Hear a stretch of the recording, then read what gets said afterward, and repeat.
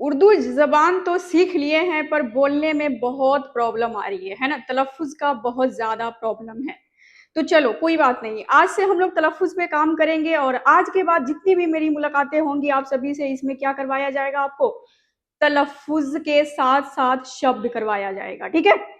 उससे पहले मैं आप सबको चलो आज की जो क्लास है इसमें आपको मैं उर्दू के बहुत ही खूबसूरत खूबसूरत से शब्द बताऊँगी और उसके मतलब बताऊँगी।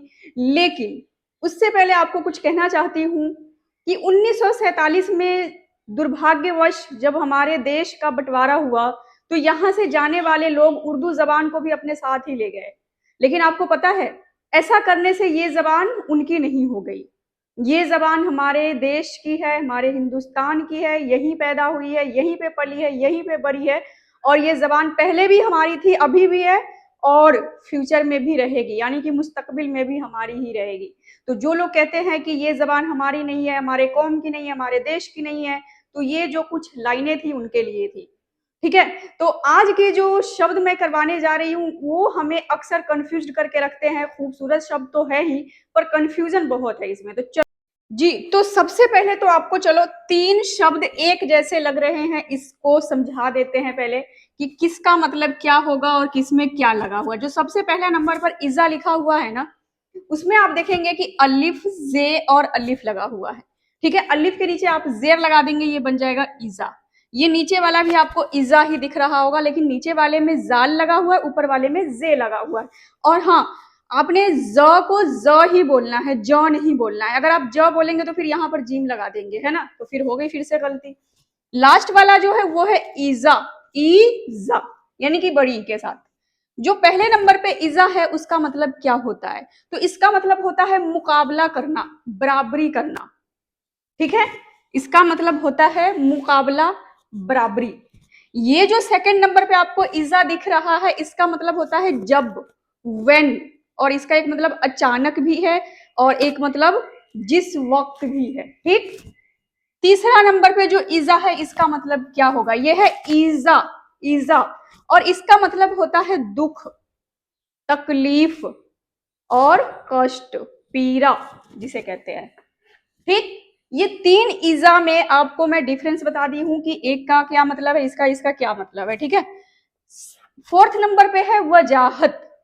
वजाहत का क्या मतलब होगा? देखिए यहां पर आपको ध्यान से देखना है कि वाओ जीम के साथ अलिफ छोटी है और ते, वजाहत है, वजाहत नहीं है। अब यहाँ पर जैसे ही आप हिंदी में या उर्दू में गलती करेंगे बस हो गया मतलब चेंज।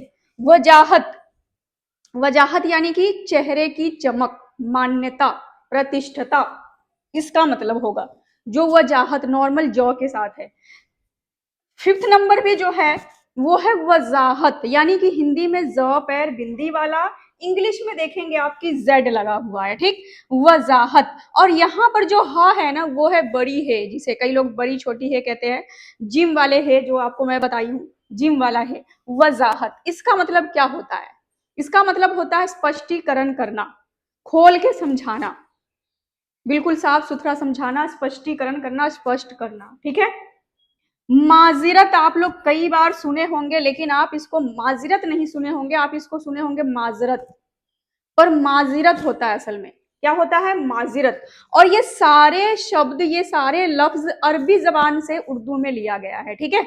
अरबी से उर्दू में लिया गया है और ये माजिरत भी अरबी जबान का लफ्ज है। इसको कैसे पढ़ना है? माजिरत। और माजिरत हम कब कहते हैं?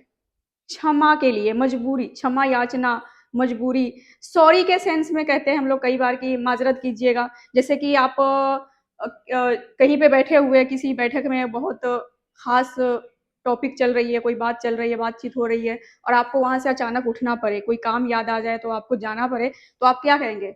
माजरत चाहूंगा कि मुझे थोड़ा जाना पड़ेगा, है ना? तो इसके लिए माजरत को यूज किया जाता है, पर इसको हम माजरत कह देते हैं, लेकिन ये माजिरत है। क्या है? माजिरत।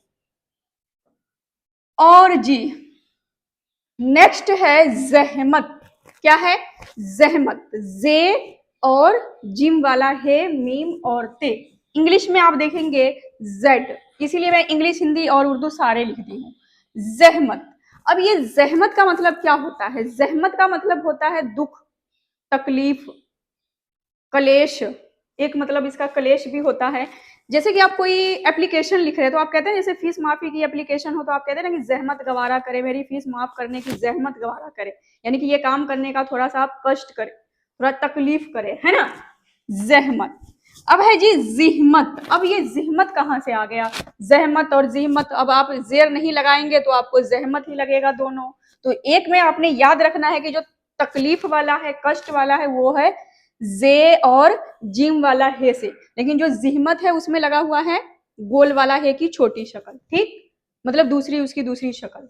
तो ये वाला जो जिहमत है इसका मतलब क्या होता है? इसका मतलब होता है सड़े हुए गोश्त या मछली की बदबू, महक, बदबू मान लो, बदबू बदबू, ये सड़े हुए गोश्त या मछली की बदबू वाला जिहमत है। इसको हम जिहमत पढ़ेंगे, उसको जहमत पढ़ेंगे, तो ये गलती नहीं करनी है आपने, जहमत और जिहमत होता है सड़े हुए गोश्त या मछली की बदबू। अब है जी रफाकत। अब रफाकत शब्द का मतलब क्या होगा? रफाकत, और नीचे आप देख रहे होंगे रफीक लिखा हुआ है, तो रफाकत का मतलब होता है दोस्ती, संगी, और एक मतलब इसका ये भी होता है मिलकर काम करना, दोस्ती, संगी, मिलकर काम करना। और जी सबसे लास्ट जो शब्द है ना वो है रफीक। क्या है? रफीक।